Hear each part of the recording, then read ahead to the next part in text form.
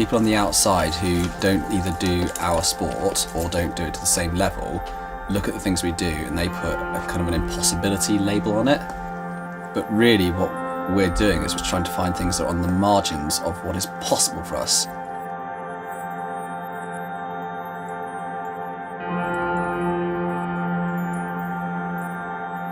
The hardest thing about this challenge is going to be the consistency of working at a certain rate, a certain intensity for 24 hours.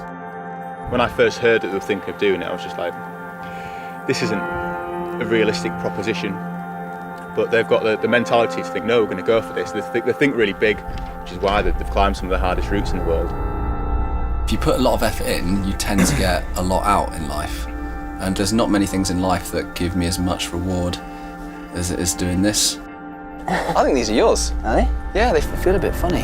They have a very good relationship. They kind of go off in their own little world and they have their own little jokes. They look like your big flipper feet. Pete now also has the key to the basement, which really has kind of solidified their relationship. Come on. They both buzz off each other's energy. They're both sort of psyched for the same thing, both the same level of obsession, I think. The relationship that you get with your climbing partner, something's built up over a period of time. Come on. You need a level of trust, and you need to have the same kind of dreams as well. Your dreams might be unrealistic, but if you've got the same dream, you will make it happen. See you later. We've got everything. It's a historic endurance challenge. Do all the Brown and Willans in the Eastern Grit, the Western Grit, from 12 midnight to 12 midnight the next day. The last 10 years we've been building up to this. See you in a bit. Well, very good. Nice though. I would say it's probably one of the most unachievable challenges that he's ever set himself. I think most people appreciate that staying awake is hard enough. If you add the best part of a marathon of running into that and then climb the whole of the Peak District, which is 130 routes. Most people say that's a year's worth of climbing in one day. There's a fine line between finding what's impossible and what's achievable. It'll be right at the limit, but then again, those are the most appealing things.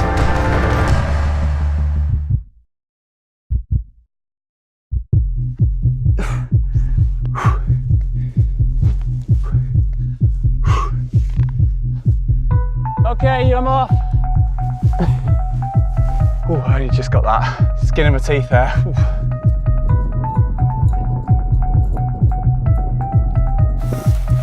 The things that are standing against us are definitely the weather. It's somewhere around 20 miles, and me and Pete don't really do long distance running.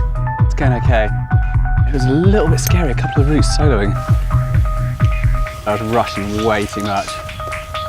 I've done very little soloing in the dark.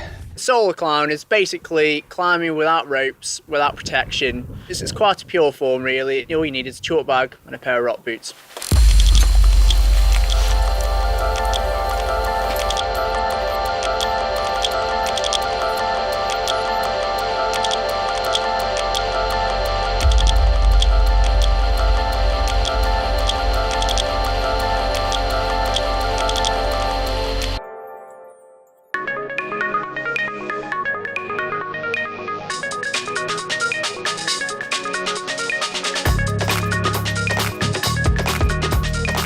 It's going well in terms of time. I'd say it's not going very well in terms of energy. Not quite painful yet, but not pleasant, definitely.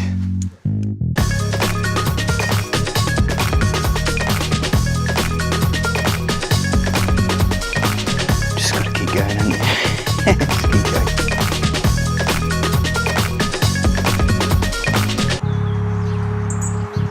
Right, shoes, chalk bag, rope, water, food, pick up friend 5, and then keep going until you puke.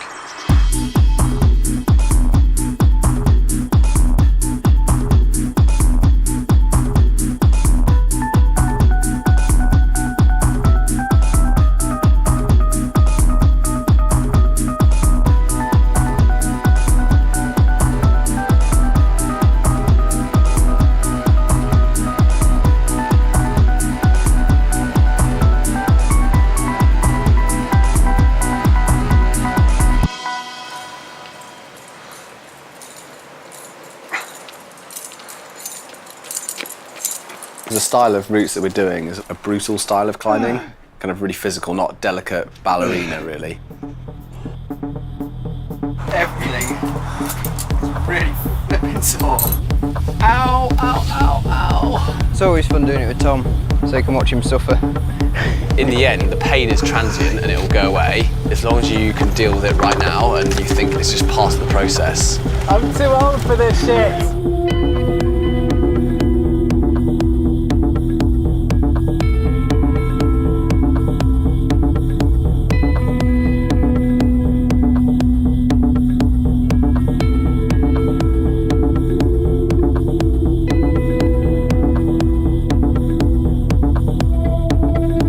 It's really hard for people to understand the sheer amount of hard work we put in because they can't be there every day seeing what we're doing and what we're grinding.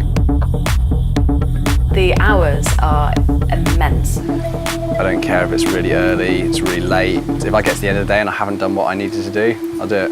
It's not even a question. So sick. You feel sick? Just nausea. I'll go in a bit.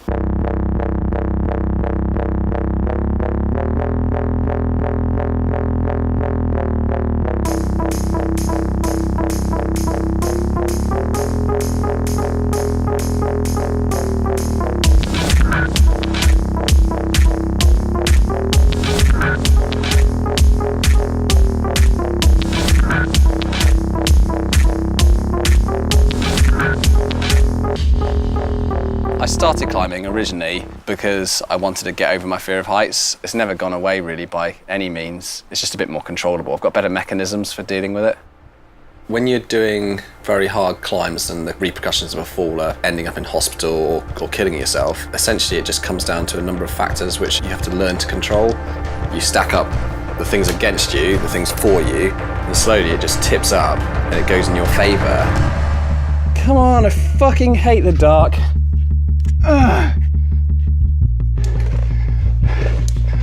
We've done 2 in about an hour. Could be in trouble.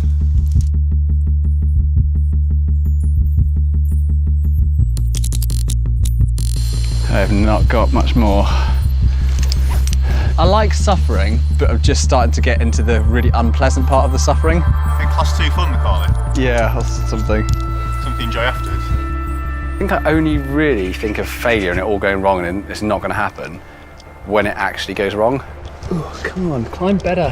So if I get to the point where I've given 100%, I can't get up, well, I failed.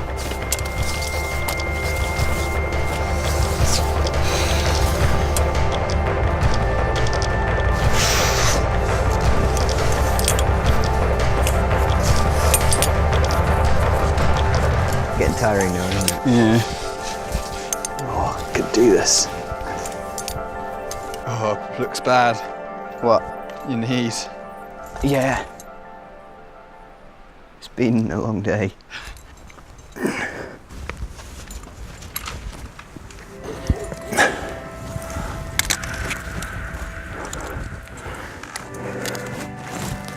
They're definitely quite crazy, you know, to think of these things and to enjoy the type of climb that it is, which a lot of people would think of as being quite painful climbing. Okay, yeah, take us off.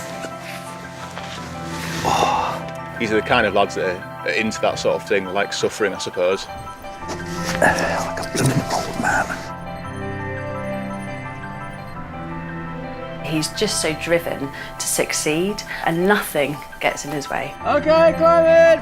As soon as you say the word giving up, I just immediately just feel really defensive because I really don't like thinking about that. But you shouldn't even set out with the thing in the first place if you thought you were going to give up.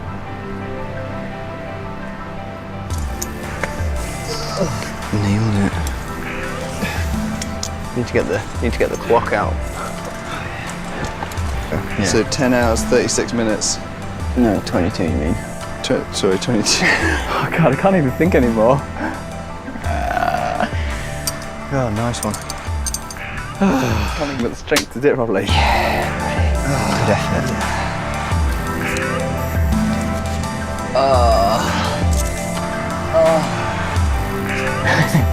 That was a beefy one.